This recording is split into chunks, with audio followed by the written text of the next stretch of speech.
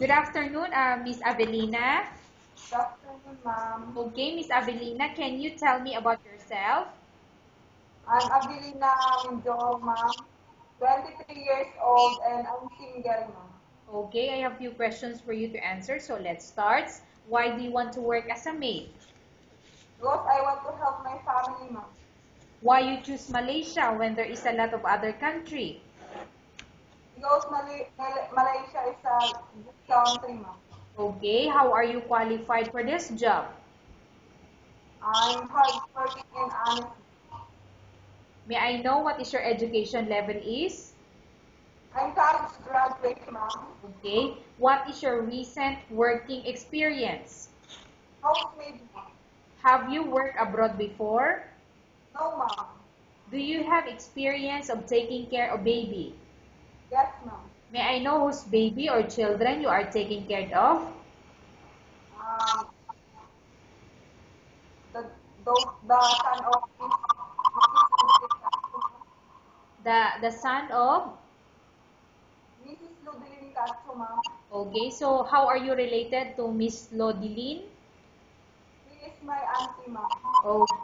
What about elder or older people? Do you have experience? Yes, ma'am. May I know whose elder or older people you are taking care of? Um, he is the relatives of Mrs. Rodeline Katsu, ma'am.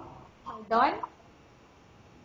He is the he, he is the relative of Mrs. Rodeline Katsu, ma'am.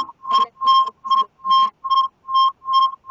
Relative of Miss I cannot hear, ma'am. Lodilin. Pardon? I cannot hear, ma'am. Okay. So, the elder that you are taking care of is the relative of Miss Lodilin. Yes, Okay. Cousin. yes, ma'am. Okay. How old is the cousin of your auntie when you take care of him? 65 years old, ma'am. 65 years old. Okay. Do you have any other special skills? Yes, ma'am. May I know what special skills do you have? Gardening, ma'am, and arranging flower beds. Okay. Are you willing to learn new skills? Yes, ma'am. Are you willing to work with a family where the mother-in-law or any relatives stay together? Yes, ma'am. Currently, are you still working now? No, ma'am. Do you know how to cook? Yes, ma'am. What sort of food can you cook? Filipino food, ma'am. Can you tell me what Filipino food or dishes that you can cook? Adobo, sinigang, and pinakbet, ma'am. Okay. Are you aware that you will have to do washing, cleaning, ironing, and cooking? Yes, ma'am. From all the house chores or household work such as cooking, cleaning, ironing, and washing, which do you like most? Washing, ma'am. You are not allowed to use handphone during working hours. Yes, You are only allowed to use handphone after you finish all the works and when going to bed. yes, You are strictly needed to surrender the handphone to your employer in the morning, and your employer will return back to you once you're going to bed. yes, ma'am.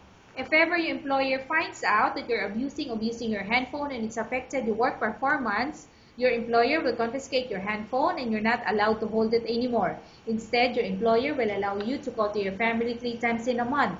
You're only allowed to bring normal phone and you're not allowed to bring smartphone. Are you agreed for the terms and condition? Yes, ma'am. Are you agreed for the rules and regulation for the handphone? Yes, ma'am. How many years is the contract as you agreed and understand? 2 years, ma'am. Can you describe to me your ethics or your attitude? Hardworking and disciplined, ma'am. How can you assure to us that you will work hard in Malaysia? I will do my best, ma'am. Can you promise not to use the telephone without the permission of your employer? Yes, ma'am. Can you promise not to put makeup but to dress properly while work? Yes, ma'am. Can you promise not to invite friends and relatives without the consent of your employer?